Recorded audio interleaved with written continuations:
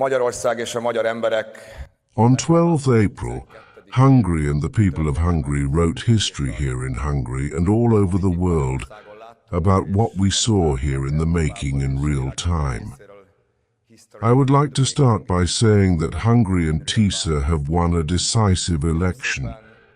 We have received a strong two-thirds majority from the Hungarian people. As of today, Tisza will have 138 representatives in the 199-member Hungarian parliament. But since they have not yet counted, and will count only on Saturday, the votes cast by the non-representatives and the votes cast by the candidates for re-election. This is almost 400,000 votes. We expect that the results of Tisza will turn in 3 or 4 places in the future, and that Tisza may even have 141 or 142 representatives in the Hungarian parliament.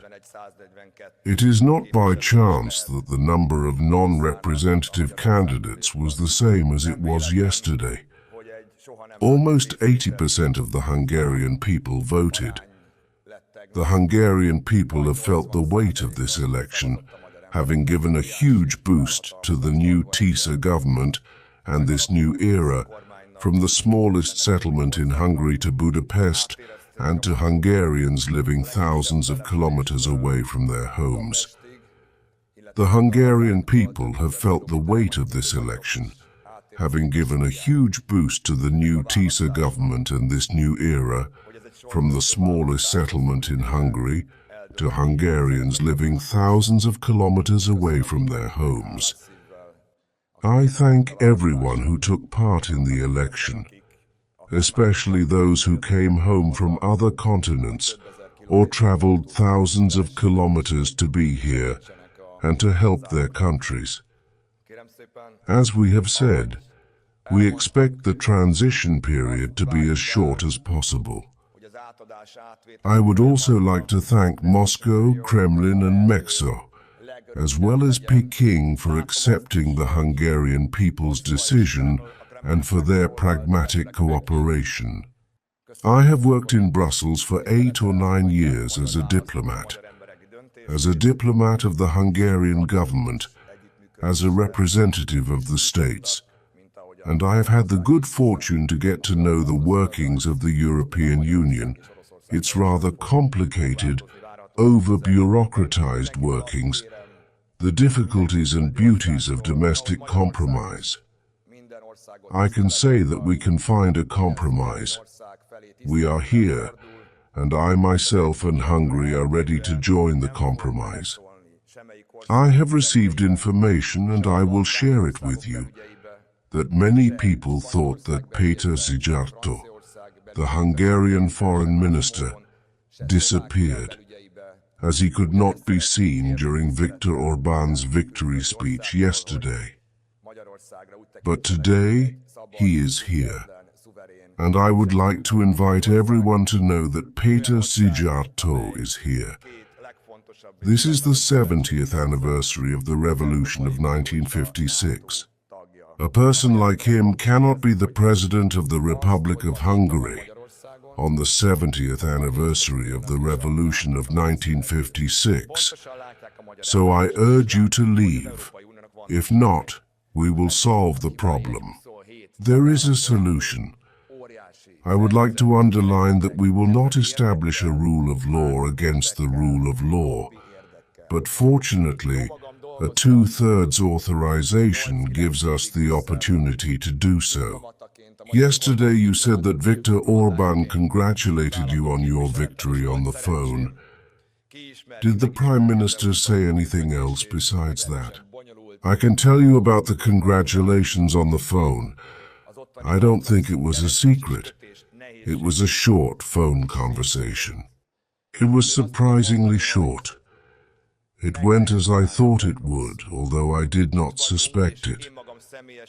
The Prime Minister called me in 3 minutes, and the conversation went more or less as follows. I said that I am Peter Magyar, and that I wish him a good evening, He said that he is Viktor Orban and that he would like to congratulate me on my victory. I replied that I thank him for his congratulations on behalf of Hungary, and that I feel a great honor to be able to serve the Hungarian nation as Prime Minister in the seat of Lahos-Batiányi. I also said that if I can say something like this, then from today, April 13th, it is our common responsibility to reunite the Hungarian nation and to do everything to make it easier and better for the Hungarian people day by day, as long as he replied that he wished me a good evening. This is how the phone conversation went. In Hungary, there has always been zero tolerance against all forms of anti-Semitism, and this will continue to be the case. We will not do anything like what the Orban government did in various propaganda publications, and I will close this one as well. And I will not say more. On the other hand, Israel is an important economic partner, and we will continue to work with a pragmatic relationship. I cannot guarantee that.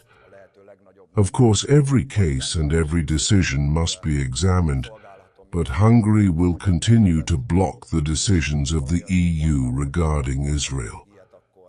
But I say that I do not want to run ahead here. We will see when the EU will make a decision and what the truth will be. Regarding Germany, Germany is Hungary's most important partner. We have a very close historical alliance. There are also many Hungarian people working there. Germany is the most important investor in Hungary. Relations have deteriorated there as well. There was no normal bilateral meeting between Friedrich Merz, German Chancellor, and Orban Viktor, although the Chancellor did not become Chancellor yesterday, and Orban Viktor did not become Prime Minister yesterday. I can say that I would like to build a very close relationship. I was lucky to meet the Chancellor in Munich. I was lucky to talk to him yesterday. He invited me, and he said that he would like to see me in Berlin as soon as possible and to discuss the open questions there, and to build much closer political and economic relations, because I know and I see that the German investors do a good job here. They give a lot of work to Hungarian people. They contribute to the strengthening and growth of Hungarian economy. Can we get a clear answer, please, on the Hungarian veto on the loan to Ukraine? We would like to work together with our European partners. Hungary will be a reliable ally and partner, not only in the European Union, but also with the United Kingdom, or with the United States within NATO. They will see almost the same as they saw decades ago, that we would like to put Hungary back into Central European life. We know that we have strong competition partners. What will your relationship be like with Vladimir Putin? Will you speak to him, and if so, what will you say? If Vladimir Putin calls me, I will pick up the phone. I don't think this will happen. I won't call him. But if we do talk, I could tell him that he is welcome to end the war 4 years later, which has no meaning from his point of view, because I would tell him this. But it would probably be a short phone call, and I don't think he would agree to end the war on my advice. I really hope that regardless of this, he will force himself to end this war within a very limited time. And America is a very strong partner, an important partner of Hungary, the world's leading power, the NATO's leading force. So we have to do everything we can, regardless of what happened in an election campaign, to have a good, tight relationship with the United States of America. I will not call Donald Trump, but if he or anyone else contacts the American administration, the Tisza government, then we are at their disposal. And we hope that on the 70th anniversary of the 1956 revolution, on the 23rd of October, when we await the leaders of the world in Budapest, then the U.S. Secretary of State, the U.S. Vice President, and the President will be able to visit us. Október 23-án, amikor ide várjuk majd Budapestre a világ vezetőit, akkor akár az amerikai külügyminiszter, akár az amerikai alelnök, akár az elnök úr el tud ide látogatni.